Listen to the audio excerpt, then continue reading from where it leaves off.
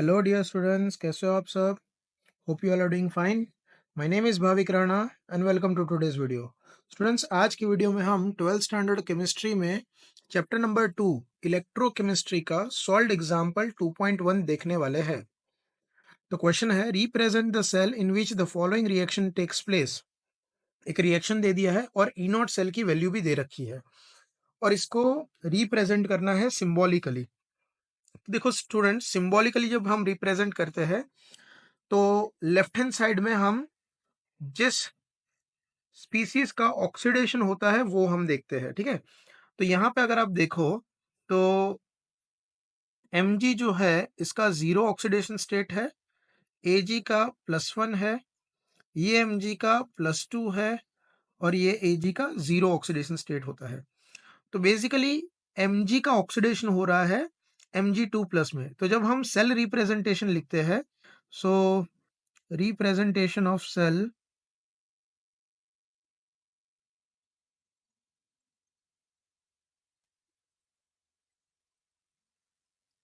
कैसे लिखेंगे? तो Mg जो है वो Mg2+ में कन्वर्ट हुआ है, ठीक है। बेटर होगा अगर हम स्टेट भी लिखें, तो Mg which is in solid state, it is converted into Mg aqueous 2+, ठीक है, जिसमें मोलरिटी है 0.130 मोलर। सॉल्ट ब्रिज, और सॉल्ट ब्रिज के दूसरी साइड हम लिखेंगे स्पीसीज जिसका रिडक्शन हो रहा है। तो Ag+ का रिडक्शन हो रहा है, सो दैट इज Ag+, जिसका कॉन्सेंट्रेशन है 0.0001 molar, it is converted into Ag solid.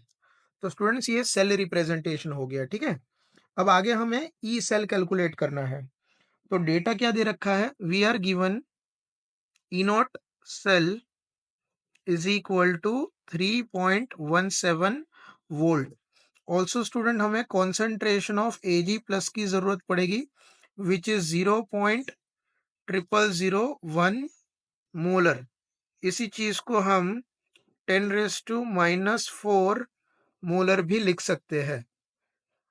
Similarly Mg2+ का कॉन्सेंट्रेशन है 0.13 मोलर, 0.130 या 0.13, बात एक ही है।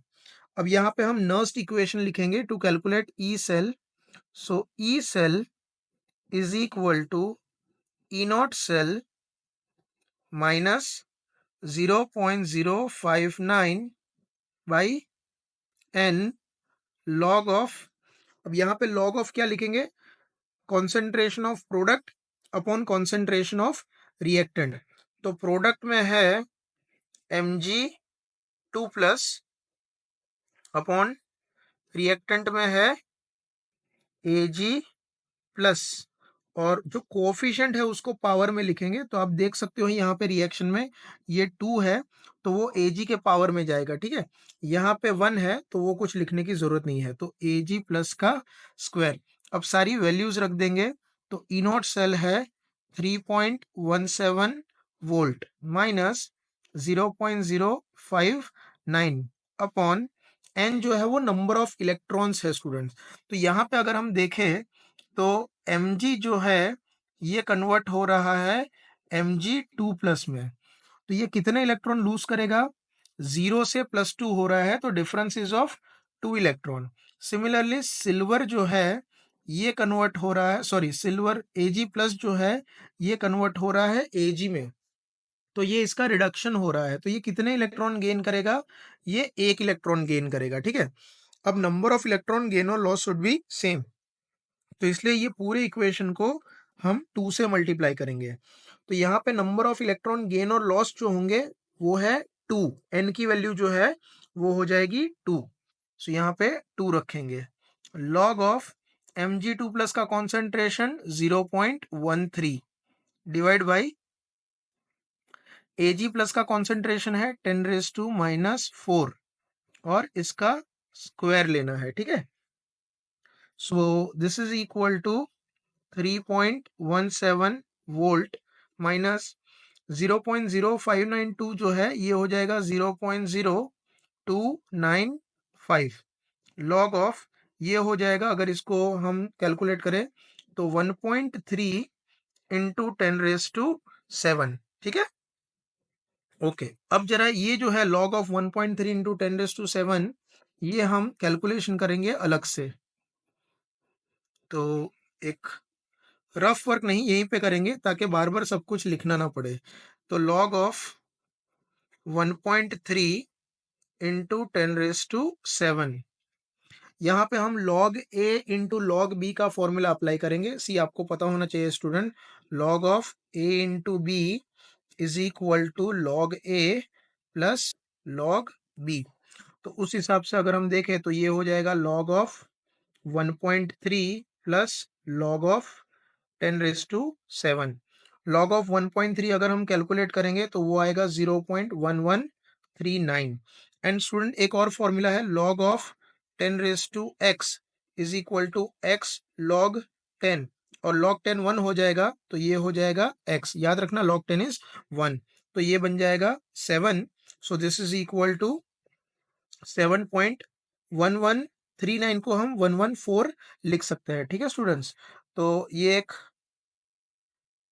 रफ कैलकुलेशन जैसा होगा, यहीं पे हम करेंगे ताकि वो पूरा इक्वेशन आपको बार बार ना लिखना पड़े। तो एग्जाम में भी ऐसा एक बॉक्स बना के आप शो कर सकते हो, ठीक है, थोड़ा नीट एंड क्लीन लगेगा।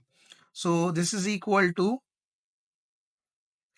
3.17 वोल्ट माइनस 0.0295, और लॉग ऑफ 1.3 इंटू 10⁻⁷ की जगह अब हम क्या लिखेंगे 7.114, ठीक है। So that is 3.17 minus 0.295 into 7.114 हो जाएगा 0.2098, एंड इस चीज को अगर हम कैलकुलेट करेंगे तो ये आ जाएगा 2.96। ई नॉट सेल कैलकुलेट कर रहे हैं तो यहाँ पे यूनिट आ जाएगा volt. So this is the final answer.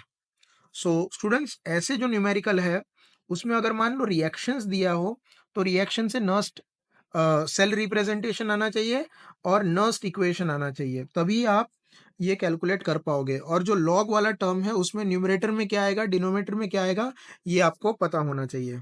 तो होप आपको ये वीडियो समझ में आया होगा। Thank you very much for watching this video.